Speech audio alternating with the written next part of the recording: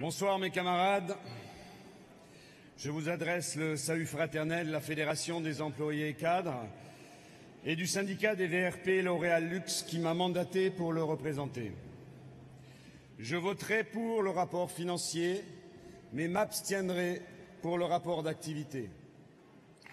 Notre secrétaire général nous a dit que ce n'est pas un rapport personnel, mais celui du bureau confédéral. Soit, beaucoup de travail a été accompli par les différents secteurs. Mais les propos qu'il a tenus dans les médias sont bien les siens, pas ceux du bureau confédéral. Sur le terrain, les camarades sont déboussolés. Beaucoup se demandent pourquoi FO, qui défend si fort et si bien le service public, n'a pas été audible pour défendre les salariés du privé. Alors bien sûr qu'il faut défendre le service public, notre bien commun. Mais les salariés du privé, après avoir combattu la loi El Khomri, se sentent abandonnés. Ils n'ont pas compris les propos rassurants du secrétaire général sur les ordonnances. Ils ont compris en revanche qu'ils vont perdre beaucoup de leurs moyens d'action avec les mises en place des CSE, les fusions des instances représentatives du personnel et j'en passe. Ils ont compris également que nous n'avons absolument pas obtenu la libre désignation des délégués syndicaux. Manifestement, la stratégie menée depuis le 31 août 2017 n'était pas celle attendue par nos adhérents.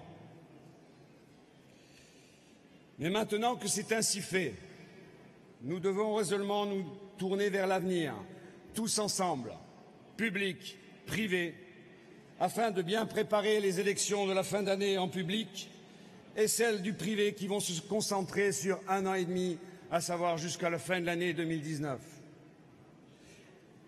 Nous devons souhaiter bonne route ou bon vent à l'ensemble des camarades du bureau confédéral qui quittent leurs fonctions.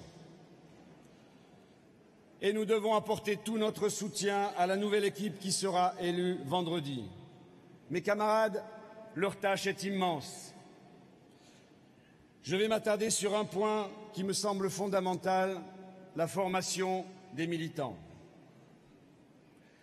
En ces temps de désinformation, de bashing syndical, il me semble essentiel de remettre au centre des formations la mémoire de nos anciens, à savoir l'histoire du syndicalisme et des luttes ouvrières.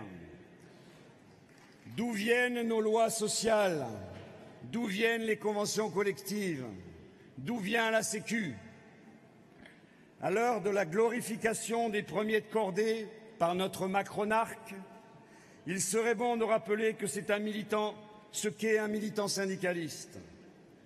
Je conseille d'ailleurs à celles et ceux qui ne l'ont pas lu de lire l'ordre du jour d'Éric Vuillard.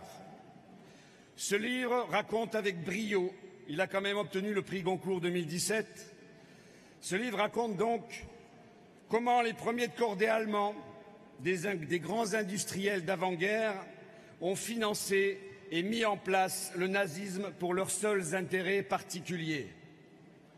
Pendant la guerre, en France, les premiers de cordée ont tout simplement collaboré avec l'occupant. Et qu'ont fait les syndicalistes, mes camarades? Pour la plupart, ils sont entrés en résistance et ont combattu le nazisme.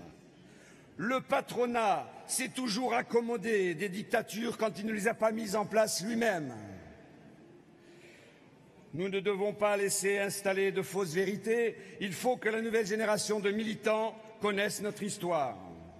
C'est primordial pour notre avenir et l'avenir de notre organisation. Je souhaite bon courage au futur secrétaire général et à son équipe. La FEC sera toujours à ses côtés. Il peut compter sur notre soutien, pour autant qu'il ne reste pas sourd aux revendications de la base et respecte nos valeurs de liberté et d'indépendance syndicale. Vive la Confédération générale du travail, force ouvrière. Je vous remercie. Merci Serge.